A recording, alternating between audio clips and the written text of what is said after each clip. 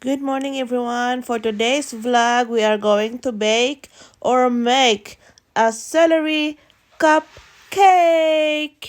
So we will add our egg, 2 eggs, 1/4 teaspoon ng salt,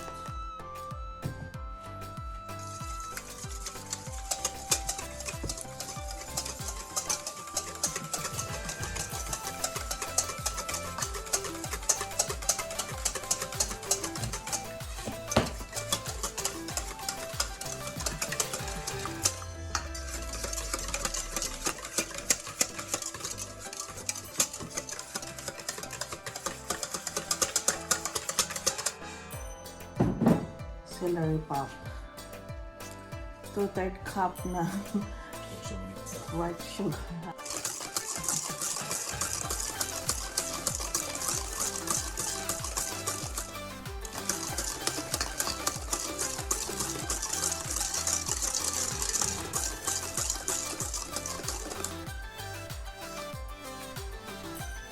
Tingnan nyo guys.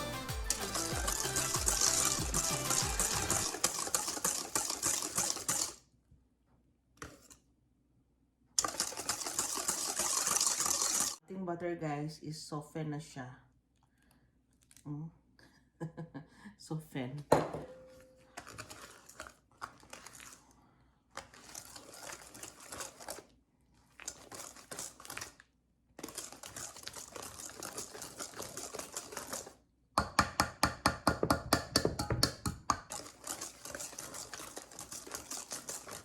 Maglagay tayo guys ng 1/3 cup ng milk.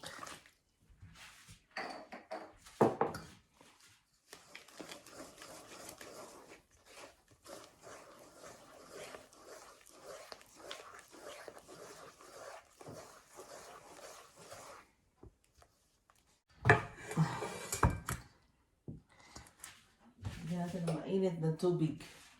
It's very cold. So baka magtataka kayo guys kung bakit nilagyan ko siya ng mainit na tubig and then sa ating bowl. Kasi super cold guys. Very cold talaga sa aking kusina. It's very cold. Jesus. Kaya kailangan natin ano siya guys. It's very cold.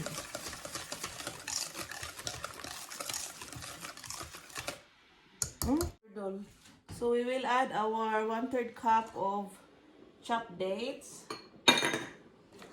our celery, 1 cup of celery pulp, Jesus,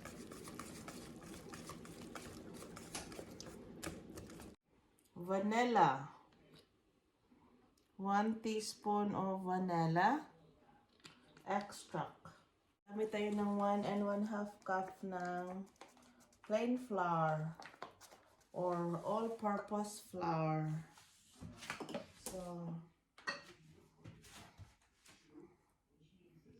we will add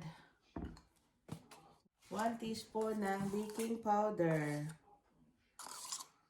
Yun.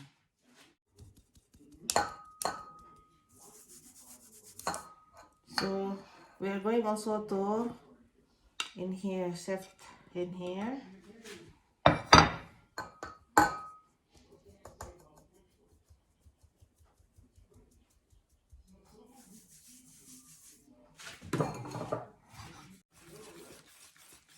So, we will add 1 teaspoon of oil, vegetable oil. 1 teaspoon.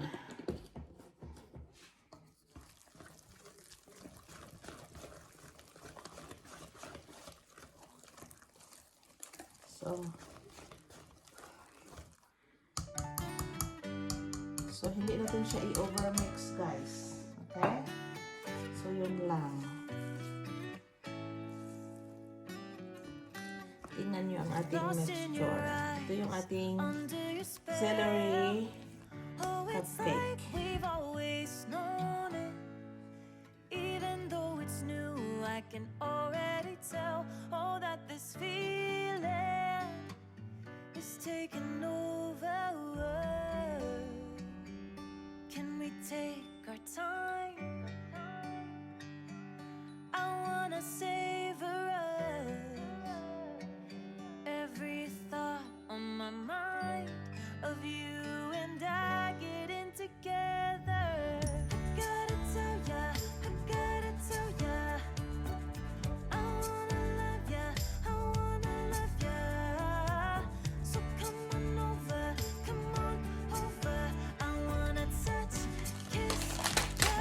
siya ng sultanas.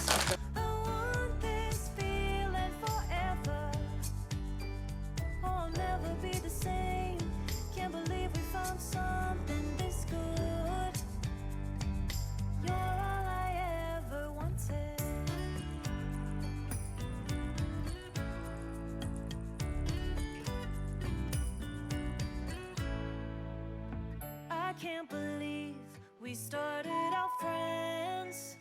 Oh, it's like we were meant to. So guys, this is now our celery cupcake.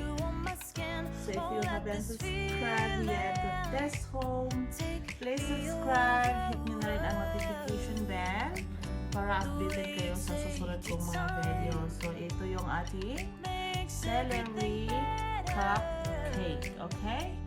So, thank you for watching everyone, and I hope you can make this in your own kitchen, and I wish you learned something out of my baking, and I hope to see you guys in my next one. Thank you for watching. So, I wish you can make this in your own kitchen, and I wish you learned something out of my baking and preparations, and I hope to see you guys on my next one. So, this is our celery cupcake. So, yung ating celery cupcake guys na na-bake natin for today. So, enjoy and have a happy weekend everyone. Thank you for watching. This is Tess Home.